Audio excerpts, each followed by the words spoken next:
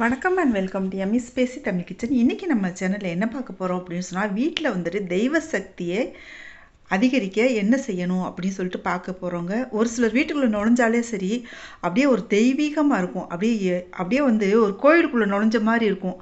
ஏன் ஒரு சில நேரம் வந்துட்டு நம்ம வீட்டில் இந்த மாதிரி இருக்க மாட்டேங்குது அப்படின்னு சொல்லி நம்ம நினைப்போம். ஒரு சிலர் வீட்டுக்குள்ளே போனோம் அப்படின்னு சொன்னால், நம்ம வந்துட்டு எப்படா அந்த வீட்டை விட்டு வெளியே வருவோம் அப்படின்னு இருக்கும். ஒரு சில நேரம் நம்ம வீட்டிலே பாருங்கள், ஒரு நல்ல ஒரு ஒரு அதாவது என்ன சொல்ற, ஒரு பாசிட்டிவ் வைப் இருக்கும் பாருங்க. ஒரு கோயிலுக்குள்ளே நுழைஞ்ச மாதிரி ஒரு நல்ல வாசனை. நம்ம வீட்டுக்குள்ளே வெளியில் எங்கேயாச்சும் போயிட்டு வந்தோம், வந்து கதவை திறந்தோன்னா நம்ம அதை உணர முடியுங்க. மற்ற நேரங்களில் நம்ம அங்கே வீட்டுக்குள்ளேயே இருக்கிறதுனால தெரியாது. நம்ம கதவை பூட்டி வச்சுட்டு நம்ம எங்கேயாச்சும் வெளியில் போயிட்டு வீட்டுக்குள்ளே நுழையும் போதே பாருங்களேன், ஒரு சில நேரம் நம்ம வீட்டுக்குள்ளேயே கோவிலுக்குள்ளே நுழைஞ்ச மாதிரி ஒரு நல்ல ஒரு வாசனை, ஒரு நல்ல ஒரு பாசிட்டிவ் எனர்ஜி வீட்டுக்குள்ளே நிறைஞ்சிருக்கும். அப்படி இருந்துச்சு அப்படின்னு சொன்னாலே இந்த மாதிரி வீட்டுக்குள்ளே வந்து தெய்வ சக்தி இருக்குது அப்படின்னு சொல்லி அர்த்தங்க. இந்த மாதிரி தெய்வ சக்தி அதிகரிக்கிறதுக்கு என்ன பண்ணலாம் அப்படின்னு சொல்லிட்டு பார்க்கலாம். வாங்க வீடியோக்குள்ளே போகலாம். அதே சமயத்தில் தெய்வ சக்தி நிலச்சி நம்ம வீட்டிலேயே நிரந்தரமாக வந்து தெய்வத்தை தங்க வைக்கிறதுக்கும் என்ன பண்ணலாம் அப்படின்னு சொல்லிட்டு பார்க்கலாங்க. வாங்க வீடியோக்குள்ளே போகலாம். அதுக்கு முன்னாடி ஒரு சின்ன விஷயங்க. இந்த வீடியோவுக்கு பண்ணக்கூடிய ஒவ்வொரு லைக் தான் எனக்கு பண்ணக்கூடிய ஒரே ஆதரவு, சப்போர்ட். ஸோ இந்த வீடியோ பிடிச்சிருச்சுன்னா லைக் பண்ணி சப்ஸ்கிரைப் பண்ணிக்கோங்க. நம்ம வீட்டில் எப்போ பார்த்தாலும் பாருங்களேன், ஒரு கந்தசஷ்டி கவசமோ, ஒரு ஓம் மந்திரமோ, ஒரு தேவாரமோ, திருவாசகமோ, எந்த ஒரு மந்திரனாலும் ஒழிச்சிக்கிட்டு இருக்கிறது ரொம்ப நல்லதுங்க. அடுத்து பார்த்தோம் அப்படின்னு சொன்னால், வெங்கடேச சுப்ரபாதம், கோளறு பதிகம், விஷ்ணு சகசரநாமம், மகாலட்சுமி பாடல்கள், தெய்வ சம்மந்தப்பட்ட பாடல்கள், அப்படின்லாம் தெய்வ மந்திரங்கள். இப்போ எல்லாம் பாருங்களேன், உங்களால் முடிஞ்சிச்சு அப்படின்னு சொன்னால் நீங்கள் சொல்லலாங்க. ஆனால் வந்து கரெக்டாக சொல்லணும். மந்திரங்கள்லாம் வந்துட்டு நம்ம மாற்றி சொல்லிடக்கூடாது. ஒரு வரி கூட மாற்றி சொல்லிடக்கூடாது. உங்களுக்கு நல்லா தெரிஞ்சு அப்படின்னு சொன்னால் சொல்லலாங்க. அப்படி இல்லை அப்படின்னு சொன்னால் இப்போ ஆடியோ வடிவில் கிடைக்குது, யூடியூப்லாம் நிறைய வருது.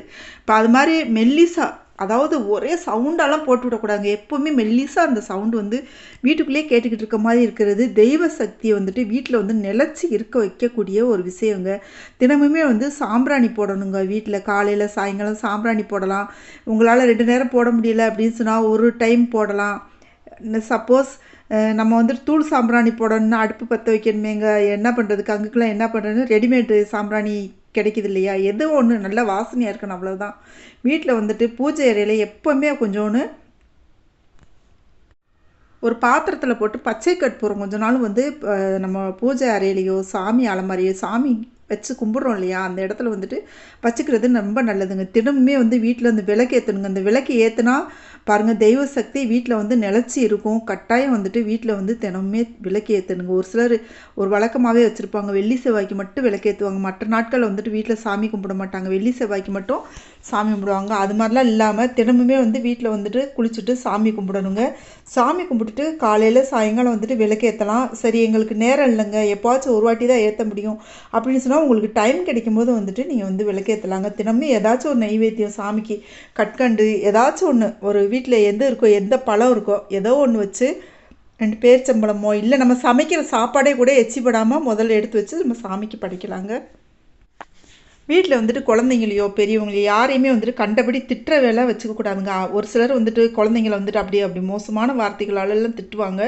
அந்த மாதிரி திட்டக்கூடாதுங்க. குழந்தைங்கள திட்டுனா அப்படி கடவுள் தன்னையே திட்டுறதா எடுத்துக்குன்னு சொல்லிட்டு பெரியவங்க சொல்லுவாங்க.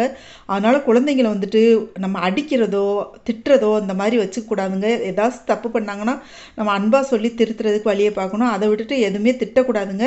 இந்த மாதிரி நீங்கள் தினமுமே விளக்கேற்றி வச்சுக்கிட்டு தினமுமே வீட்டில் வந்து சாம்பிராணி போட்டு பத்தி போட்டுட்டு வீடு வந்து நறுமணமாக இருக்கணுங்க.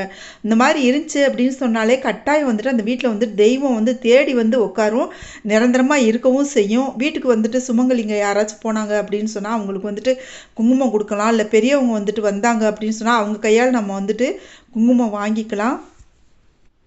இந்த மாதிரி வீடு நறுமணமாக இருந்து எப்போவுமே அந்த தெய்வ வார்த்தைகள் ஒழிச்சிக்கிட்டு இருந்துச்சு அப்படின்னு சொன்னாலே வீட்டில் வந்து தெய்வ சக்தி அதிகரிக்கும், தெய்வ சக்தி நிலச்சி இருக்குங்க.